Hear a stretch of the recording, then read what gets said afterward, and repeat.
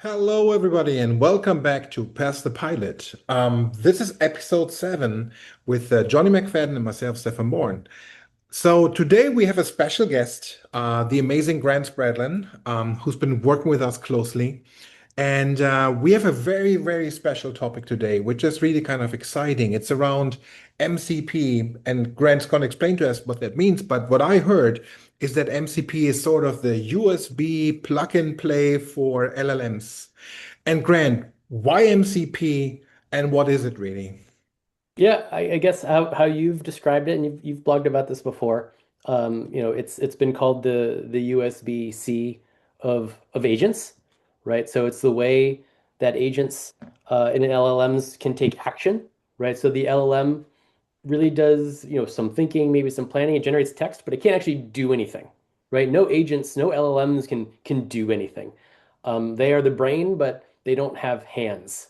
So essentially, MCP provides the hands to agents, so they can go ahead and call a system and enact some action, enact some change, right? So essentially, it's what tools are, right? Tools provide the hands and the ways for uh, agents to interact in their environment by, driven by LLMs. And MCP is a universal way to connect to different tools. So for example, within Vertesia, right, we have like 50 out of the box skills. We have over 100 out of the box tools. And beyond that, though, to connect to other tools from other systems, we rely on MCP. We can also extend our platform with plugins to create other, native tools that are not MCP, but like basically MCP is the way that you basically integrate with external applications. So, the traditional integration paradigm has completely shifted with MCP and with AI agents. So, generally speaking, like a software vendor, like a Vertesia, we would have to build an integration with every Mhm. application or tool that we want to integrate with.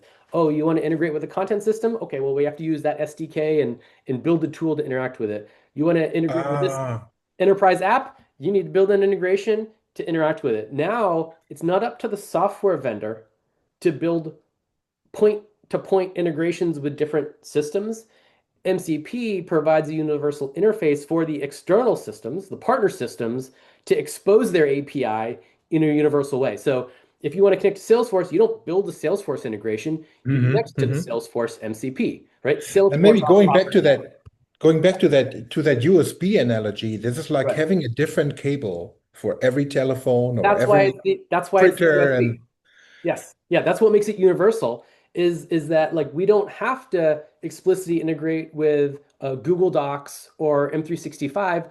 Those vendors, Microsoft and Google, they provide MCPs for us to be able to connect to without having to do any development, right? We put in the URL, we add the MCP and we're immediately exposing tools to agents. Grant, I guess the question I'm thinking of right now is how do you control who has access to what, right? You don't want an AI. Everyone's seeing on the news Mm. AI agents delete a database or something like that. How do Sure. you, I'm sure there's ways to do it, but I guess could you talk a little bit about how important that is, and two, Yeah, yeah, yeah. how the People best way don't to really do it? talk about that a lot. I mean, they talk about it some when you actually use it for real. So I think most people's initial exposure to MCP is like a ChatGPT, a Claude.ai, some assistant, right? And as an end user, I am connecting to an MCP and I authenticate as myself, and now it exposes 50 tools, 100 tools, right? And now of all those tools, some of the tools I might want to give to my assistant or my agent, and other tools, destructive tools. Yeah, delete a database. I don't know that I want to delete my, connect to my production system and delete my production database. We might not want to give that type of tool to an Okay. agent. So actually, let me share my screen. Give me a second here. I'll just bring up an example. So within Vertesia, there's a couple layers of exposing tools. And the first layer is when you connect to the MCP. Like as an administrator, do I even want to expose any of these tools to an end user? Okay. So you can see here, I'm in Vertesia, I'm in our application settings, and these are a bunch of different MCPs that have been added for different enterprise apps. So for example, Jira here is at the top of my list. And when I connect to Jira, I can see all of the tools that are exposed via Jira, right? I can get a user, I can list resources, get spaces, blah, blah, blah, blah, blah. So there's a lot of tools there. Um, Actually, let me go back here. In total, there's 31 tools. Okay, but maybe I don't want to make all of these tools as an administrator, right? So now I'm not an end user connecting my own MCP. I'm an administrator saying, what MCPs do I even want to allow Mhm. our staff to have access to? This is Right? So huge. this is like the first layer of control, which is like it's not up to the end user to connect Yep. a bunch of MCPs, and they have complete, wild, wild west control over what it gets connected and how it gets connected. As an administrator, I can give to my users or give to my agents a very specific set of MCPs. So, for example, Jira, right? I'm going to give Jira to Grant. I'm going to add it and give it to Johnny. I'm going to give it to Steph, right? So here, this is just a UI to be manually configured. The way this happens in production generally is that users are getting provisioned into groups and that we give like a group Right. access to an MCP. So first there's like a permission level access of a user or a group to an MCP. And then there's the actual tools itself. So there, Jira had 30 tools there. Like if I come down to get to GitHub, right? You can see that this says there's 57 tools allowed.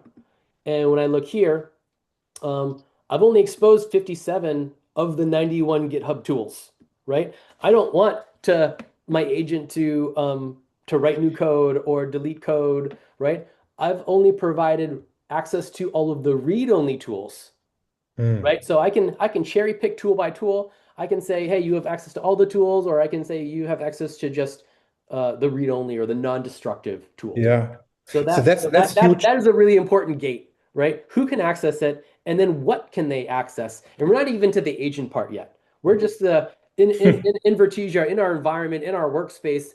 What is even the possibility that I want to give to my users? So let me Right? So recap that's that and governance. understand a bit.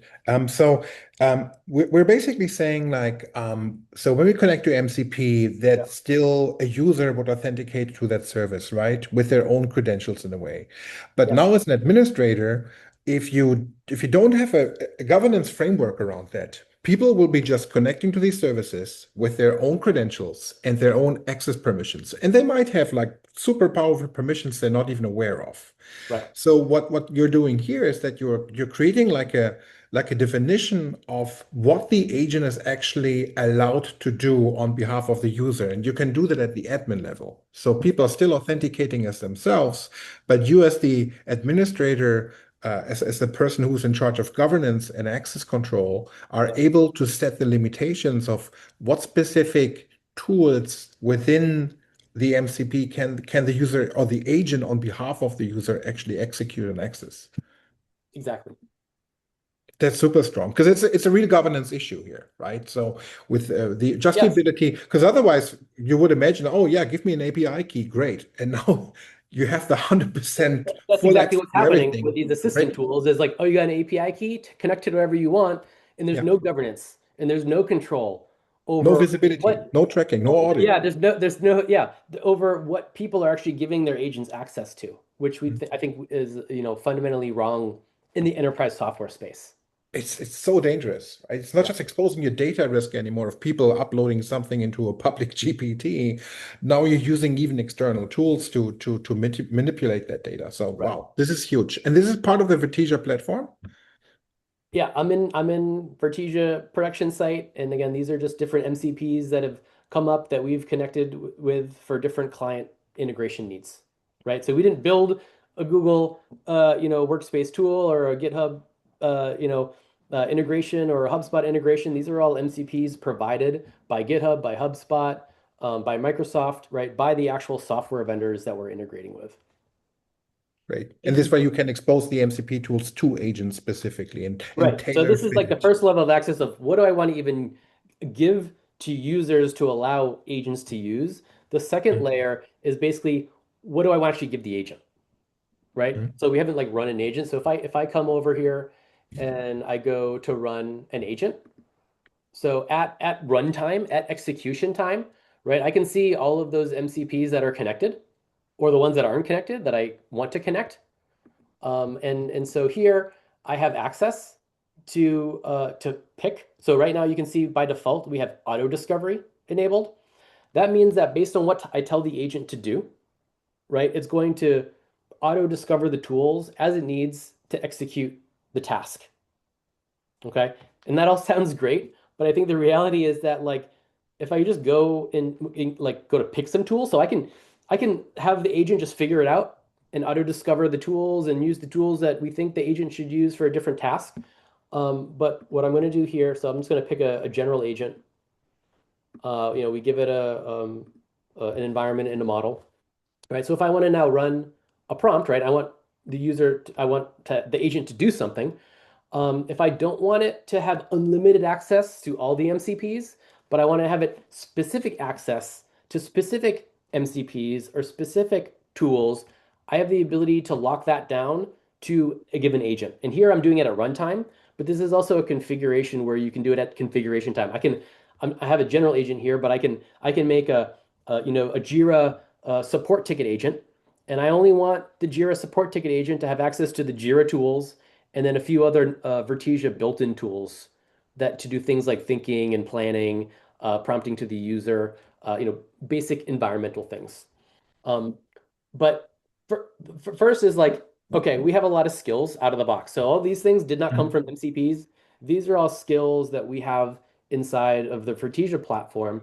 And you can see if I just pick all of them that are like, so when we say auto discovery, what does auto discovery mean? Auto discovery Mhm. means that we are giving this agent 23 skills, enterprise skills for schedule other agents, create What is a unpack the skill building really? blocks. A skill is basically guidance to an agent on how to execute and orchestrate a specific type of task. So if a user prompts to the agent, hey, help me schedule something, right? The agent has a reference or a skill to learn to understand, well, how do you schedule things and what tools do I need to use to schedule?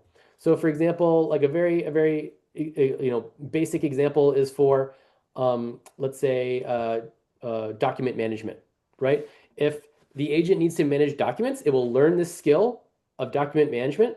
And from that, it will also learn other skills like collection management and types management to use the Ah. relevant tools to do that task. So a Okay. skill is like a handbook for the agent how to do It's something. it's You a give it a it's a it's nail, a you give it a guideline, hammer, it's a that's the tool. guidebook. It's Yep, because if you don't, the problem is like okay, so we're providing 23 skills here to unlock tools, right? So it doesn't know about the skills for managing documents until it learns that skill and it unlocks the tools, right? Because over oh, here, so these tools are not accessible to the agent unless it has learned the skill and it unless knows it's how to learned the use them, skill, sort of having like a master access to these tools, not until it has learned how to use them. right. So these are 8 built-in tools that we give the agent just out of the box as a part of the auto discovery. So just beyond learning skills, there are 8 core tools like I mentioned, think, plan, update a plan, ask the user. But if I show all the tools, boom, all of a sudden we have 98 built-in tools, right? So and we have over 50 skills. So if we give the agent everything, over 50 skills, over 100 tools, and then we start adding MCPs. Oh, well, here's another 56 that I added from GitHub. Like it actually has 100. Remember, I restricted this down Yep. to 57, down from 100. And Google Workspace, oh, got over 100 here. And HubSpot, oh, there's another 17 and Oh, another and this is where the 30 discovery comes in and that you talked another. about, right? Like So you can't give agents unlimited tools.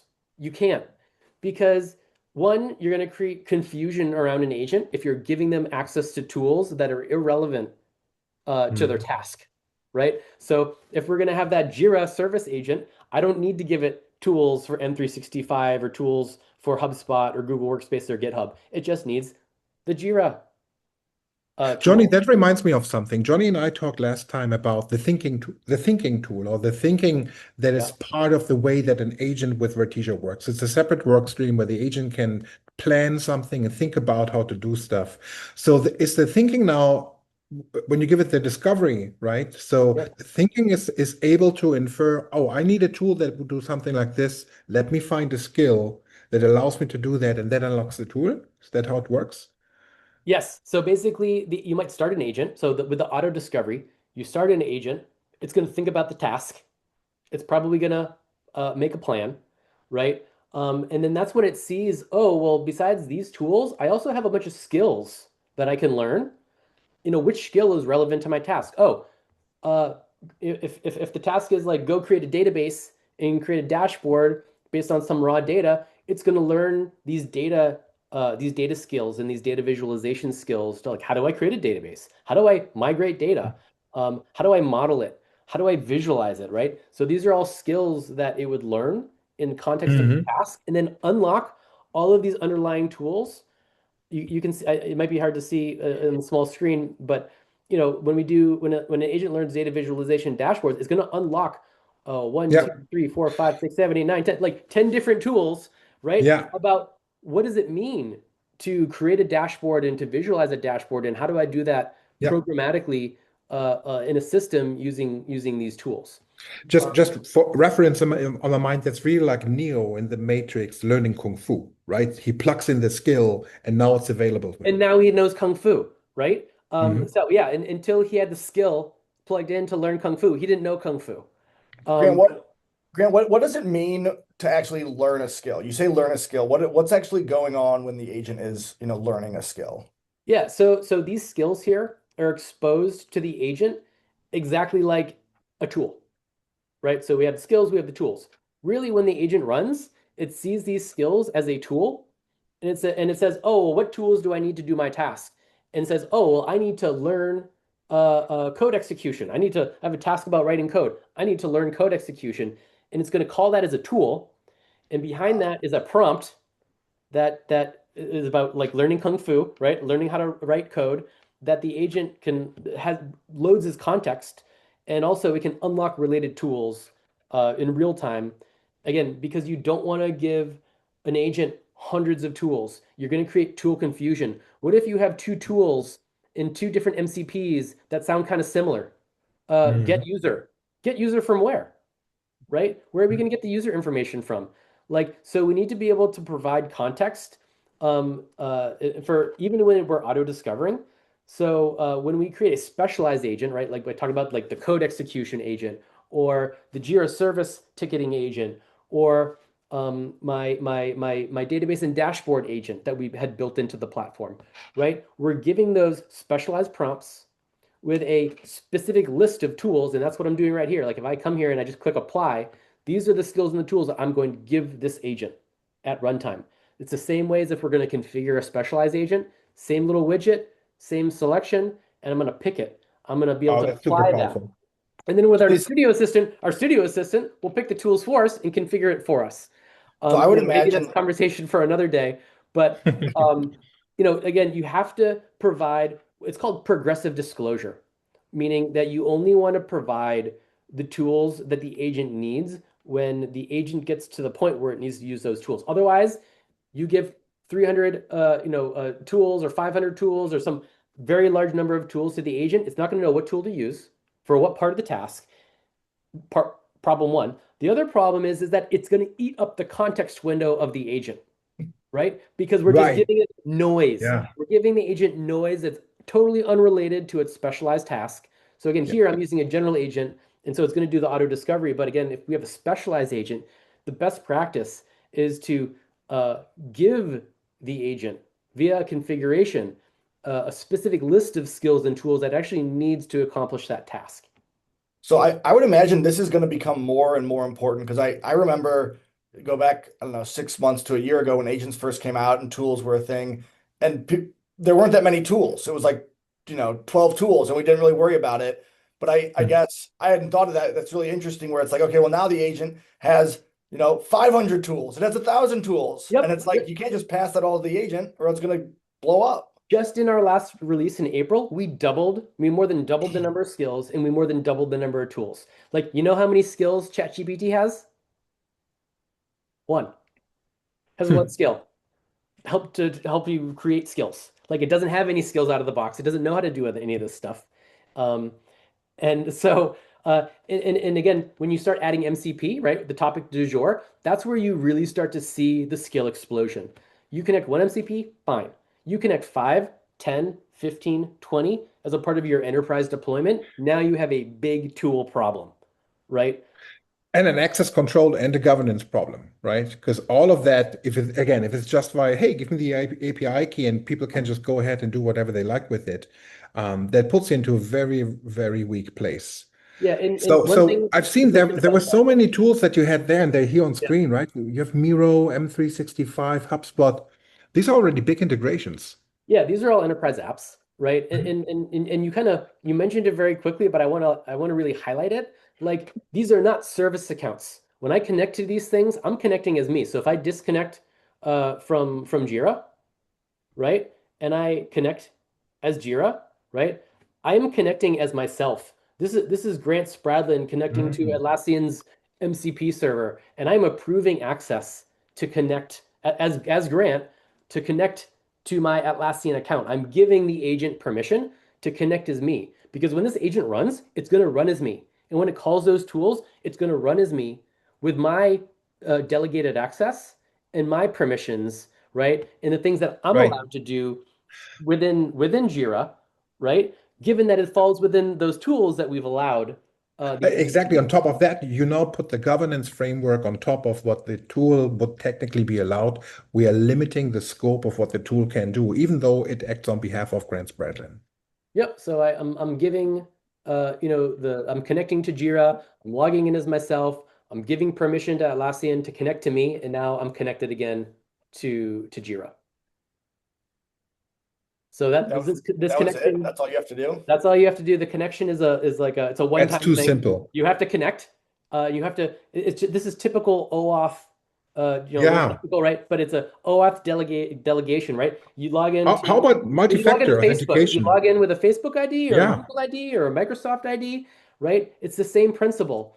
That we're logging into these apps and we're saying who we are, and we're Mhm. using OAuth as the way to streamline that authentication and authorization process. But the So what agent happens to always things runs that as have me. multi-factor authentication, right? Like I Then I'm need a going to get the code, multi-factor, whatever. right? Then like if I do that with Microsoft, like that one is gonna use a different account, and that one has multi-factor authentication on it, and I'm gonna get the text on my phone, or I'm gonna get the challenge code, and I have to go through that, just like you would go through any login screen Yeah. connecting to a front end app. But it's a seamless experience wherever I go. Yeah. Nice. Interesting. So it's literally the same thing as if I download an app on my phone and click login with Google. Is that what you're saying? Same Exactly the same same thing. type of Yeah. concept? Okay. Yes. I like that. That's very, very convenient.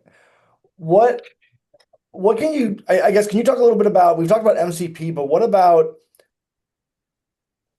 custom tools, the built-in tools? What's the point of those? When do you know when to do a custom tool versus connect to an MCP? How do you think about that? Yes. So they're all tools. They're all skills. So as you can see, when I again show everything rather than just what's selected by default, you can see there's a lot of options here, right? So there's our built-in Oh yeah. skills and tools. These are the ones that are provided by the platform out of the box. There are interactions that can be configured as tools. So in my Vertesia project, I have made a prompt, and that prompt is to generate an image, and I've exposed it as a tool to agents. So I've configured a tool via Hmm. a prompt in the platform. And then there's skills and tools that can come from apps. So for example, um, here's our AI assistant, right? You guys know we have our own AI assistant app. So in that app, there are specific skills and tools that app has that's packaged with that app, right? So I have access to skills and tools via an app that's installed in the platform. And then lastly, we have all the MCP tools and skills. So what are all the tools, this for connecting to the enterprise apps. So Mhm. whether it's from MCP, right? USB-C, or it's via an app, right? This is through our plugin framework, right? You can Hmm. create custom tools. And the reason why you might do that is, guess what? Not everything has an MCP yet. Or Hmm. it might have an MCP and it's not the right interface. Hmm. We've run into that a few times. Or there's nothing but an API, right? Hmm. There's nothing on the vendor's roadmap for MCP, and they have an API. And if they have an API, we can make custom tools. So for example, way back before we connected to GitHub's MCP, these were custom tools that we created specifically for connecting to GitHub via API. We had a client, Steph, you know this one, that wanted to Oh read yeah. RSS feeds, right? There was no MCP for that. There was no tool for that. So we built a very simple tool to read RSS feeds. So these are examples where we can create tools when there's lack of an MCP that already exists, supported by the Hmm. vendor. Or you have an internal application. Let's say you have an internal homegrown application, right? Maybe inside your organization, you're not building an MCP yet, but you have an API, right? That doesn't mean that we can't connect to it through Vertesia. We Oh, can that's create nice. these native Vertesia Yeah. tools. And another thing that we probably don't talk about as often as we should is like MCP is great. It's universal, but it comes at a cost, meaning like there's overhead. It's slower. It's actually more Hmm. costly. So there are some advantages to having native tools. So for example, if I come back to our some of our built-in tools, right, for creating and managing documents and databases. If I connect to another MCP that manages databases and visualizations, let's say on the Microsoft platform or any other data platform, it's going to be slower because MCP is a little heavier. It's going to be using more tokens. So there are advantages to having native Vertesia tools as well. Um, in terms of efficiency and speed of the agent. But the best And part is there's like so it many just by works now, out of the right? box. We see that create database, create dashboards, visualizations, create document outputs, PowerPoints, Yeah, PDFs. yeah, I mean, the list keeps going on and on. And yeah. I guess every We could week do we a have new whole ones. hour just going through every tool and talking about each and every tool. Like there's 100, right? Like literally we have to be fast. We can't talk about each one for more than like 45 seconds. Um, Yeah. yeah, because there's so many. Um, and I think that's where um, some of the newest features that are coming out soon around our Studio Assistant will help even more because it will help to build these agents, right? Rather than building them low code, it will build the agents. It will find all the tools. It will pick the right tools, and then it'll execute it and run it and test it. And it will take a lot of this decision making out, right? Because you still have to Hmm. decide, well, what tools am I going to give? How do I do it? Um, so that will streamline a lot of that process. Because as you add so So, many tools, like then you have to sift through, okay, well, what are the tools I actually want to give to the agent, right? What's going to be so relevant to the task? Brent, but all of this right now is basically I'm within the Vertesia platform. I'm working Yes. with Assistant, for example, and I want to connect with an external tool to pull it into my Vertesia Assistant. What happens if I come from the outside and I want to use a Vertesia application or a Vertesia assistant inside my other environment? For example, I have a Salesforce, right? And Yeah, maybe yeah, there's a sure. specific process. How would that work? Can we also do like an inbound MCP into Vertesia? Right. So, like, I said before, hey, this is up to the responsibility of the software vendor to expose their own functions as an MCP. So, yeah, we wouldn't be um, following our own guidance if we didn't ourselves have an MCP. So, yes, we have a Mhm. Vertesia MCP, and that MCP will allow external applications like a Claude Code or a Codex, for example, to connect to Vertesia, right? Via our MCP. So we wouldn't do this inside Vertesia. Inside Vertesia, we already have all these tools, but from outside of Vertesia, the way that you connect to Vertesia is through an MCP. Do I have the same ways to limit the scoping on Yes, the inbound side? you're gonna just like when I showed you we were logging into Jira, I'm gonna log in as Mhm. Grant. I have to give access. There's specific scopes, Mhm. even separate from the tools. The scopes don't really align with the tools, but there's different permissions that I can grant or deny. It's the same thing. If I'm in Claude Code, I connect to Vertesia's MCP. It's going to present me with the login screen. I'm going to say I'm Grant, and it's going to provide all of the permissions that I need to give to Claude or to Codex as when it connects to Vertesia as Grant. What's Grant allowed to do? And it doesn't always have to be the same. I can give one app one set of permissions. I can give another app another set of permissions, right? It's tied to the app or the client in this case that's going to be connecting to the MCP. So Vertesia really creates this governance framework, and it's bidirectional. So really creating that very robust implementation of a governance administration that is easy to manage also, right? From the enterprise point of view. And I feel like I've been clicking around, like I'm in an admin screen, I'm in like a screen where I'm going to start to run an agent. I feel like I should at least just run an agent with an MCP to show hey, this is how it really works. So I showed we connected to Jira. I logged in as myself, so I'll ask Jira, what are, if I can type better, like what misspellings are okay, but what are all the open the open tickets in Jira, right? So in this case, I'm connected to a whole bunch of MCPs, but it's going to get context for my question. Like I'm asking about Jira. I'm not asking about GitHub or HubSpot or some other tool. I'm asking about Jira, right? So I'll just send that question. In this case here, there is no skill for Jira. I have not created a Jira skill. In the platform, we can create a Jira skill. So it's actually using one of these built-in tools to discover the tools that are relevant to Jira. Okay, so now it's thinking.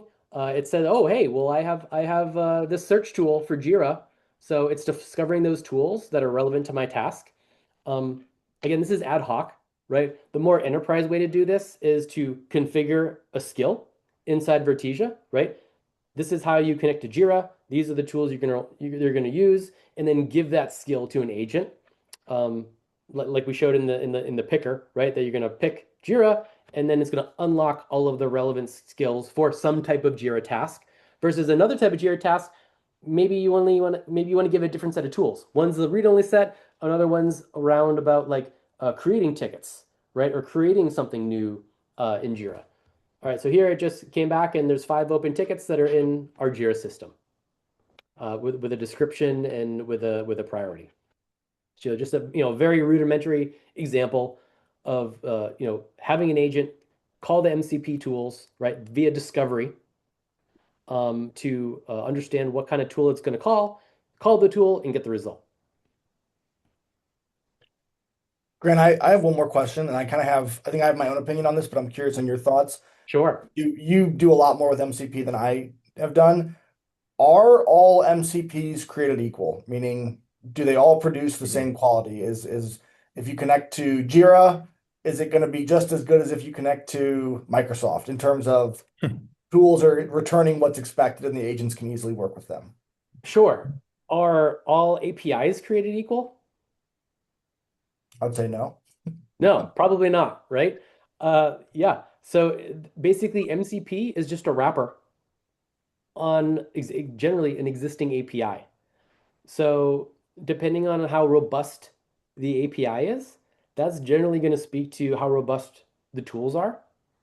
And so yeah, we've connected with MCPs where it was in newer software, and maybe the API isn't as robust, and so the tools aren't as great. Classic example in content management. Okay, if you have a search API and the search isn't great, you put a tool in front of that API, guess what? You still don't have a great search. It's just you gave it to an agent to search using that same API that didn't really find the content you need to give it, right? So that's an example of it's going to be as good as the API and the system behind it. But if you have a really great search, like we have our own search tools, right? We pre-process all of our content, we create embeddings, we create all this rich metadata, we can do a hybrid search, right? So when the agent uses our tool to do a search, it's very robust because it is a much richer API behind it in a much more robust tool set. But it really sounds like a combination because you might have an amazing search tool, but if you don't know how to use it, back to the skills, right? Yes, and that's where Then the skill comes into it play. won't do. Yeah. And this is why, again, it's really important with MCP because MCP might just be like, hey, there's a search tool. Yeah. But unless you tell the agent how to use that tool effectively, well, how do you How to find. how do you do a structured search versus a semantic search versus a you know like an Elasticsearch type query or a hybrid search? You want to give, so these are things that are built into our skills, right? That you generally have to create if you want to effectively create and connect to MCPs. You need to give agents that guidance, that guidebook that you talked about, Steph, Yep. so that the agent isn't just doing it brute force, trying to figure it out. Like it will probably figure it out, but it's going to do it in a very inefficient way. Trial and error, And right? It will mistakes, fire off 10 different queries and figure sure. out, so, oh, the vector search was the But one that showed me in the the image real similarity. enterprise world, guess what? Like enterprises don't want their agents to do that. They don't want to spend extra money, right, on Oh, yeah. tokens, agents just like making blind efforts of how to call an MCP tool, right? They want to give a very precise instruction. This is how you call the tool. This Yeah. is how you form the query. This is when you use this query versus when you use a different type of query. So all Yeah. of that becomes part of the instruction of a skill. Yeah. Yeah, And then there's a last resort also if there are no APIs. So there's no MCP, there's no APIs yet, yeah, right? the And I last think resort. we talked about this previously. It's one of the later features is the Yes. agentic browsing, which I think we dove in a while ago, dived Yep. in, dove in. Yeah. Yep. Yeah. Potato. Yeah. Exactly. So browser use, giving an agent the ability to not just search the web like a Google search, but actually navigate a website um, is one of the latest features that we have in the platform, browser use. So again, where there is no MCP, there is no API, it's just a website. There's no API behind it, right? It's a public website or even a website that you log into with secure credentials that you can give the agent the website. You can give the agent those secure credentials in a secure way, not just like typing it free form in text, but giving it stored credentials that have been securely stored and securely referenced, and the agent can actually go to the website and use the browser to navigate the website. That's really helpful for things like searching a website to get information, to collect information, to fill forms. Again, things where we're sending people to do very mundane tasks, very repetitive tasks, and things that weren't necessarily working for a robotic process automation because maybe the website changed and now we got to reprogram the robot, right? So it has the thinking in the dynamic nature of an agent driven by an LLM, but giving it a new set of hands, right, of the browser to actually navigate and get this information or send some information, submit some information via a website. And so yeah, new tools, new goodies in the platform. It's Every just week. yeah, every week, and Doesn't every stop. week we're sitting together in a group like this, and we're just like baffled, stunned how quickly these things are moving, how quickly we're able to incorporate them, and really give you that additional options of how to architect a solution out there.